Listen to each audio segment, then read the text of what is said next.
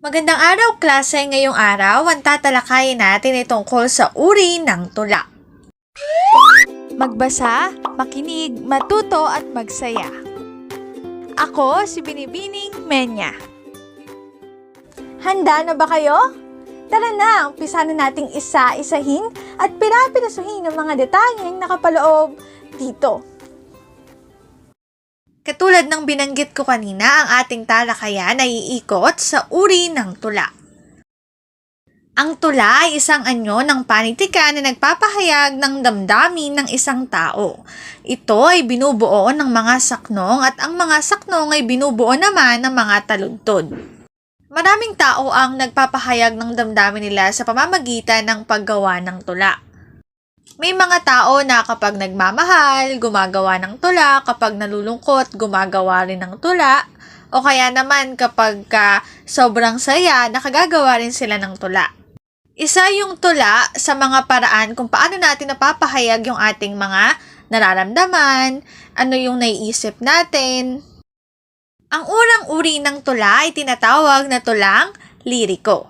Ang tulang liriko o pandamdamin ay uri ng tula kung saan itinatampok ng isang makata ang kanyang sariling damdamin, iniisip at perception. Kapag sinabi nating damdamin, ito yung nalulungkot, natutuwa, masaya, natatakot, kinakabahan. Kapag naman sinabi nating iniisip, ito yung mga idea na nasa isip natin. Ito yung mga tumatakbo sa isip natin. Kapag naman sinabing perception, ito naman yung sariling pananaw. Halimbawa ako, para sa akin, tunay na magaling ang mga taong marunong gumawa ng tula.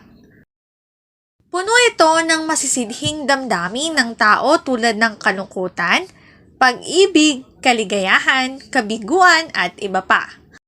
Sa kabila ng pagiging maikli, ito ay sapat upang maipahayag ang damdamin ng manunulat. Ang halimbawa ng tulang ito ay ang Florante at Laura na isinulat ni Francisco Baltasar. Yung Florante at Laura, isa ito sa mga obra maestra na ituturo sa sekundarya sa subject na Filipino.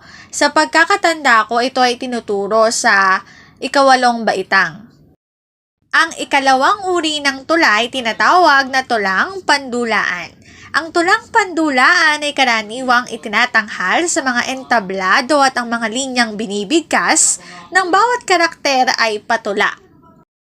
Ito ay naglalarawan ng mga tagpong lubhang madula na maaaring magkatulad, magkaparehas o magkaiba sa nagaganap sa pang-araw-araw na buhay.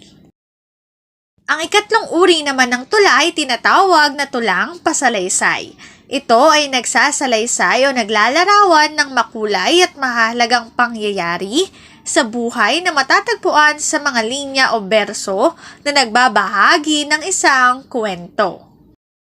Ang halimbawa ng tulang ito ay ang Ibong Adarna ni Jose de la Cruz o mas kilala sa tawag na Joseng Sisiw. Ang Ibong Adarna ay isa rin na maituturing na obra maestra at ito ay itinuturo sa sekundarya sa baitang 7. Ang ikaapat na uri ng tula ay tinatawag na tulang patnigan. Ang tulang patnigan ay kilalang tulang sagutan sapagkat ito ay itinatanghal ng mga nagtutunggaliang makata ngunit hindi sa paraang padula kundi sa paraang patula na tagisan ng talino at katwiran ng mga makata. Karaniwan itong tinatawag na balagtasan kapag itinatanghal sa entablado. Ang link na ito ang aking source sa mga written information na makikita nyo sa bawat slides. Kung interesado kayo na magbasa, maaari nyong bisitahin ang website na ito.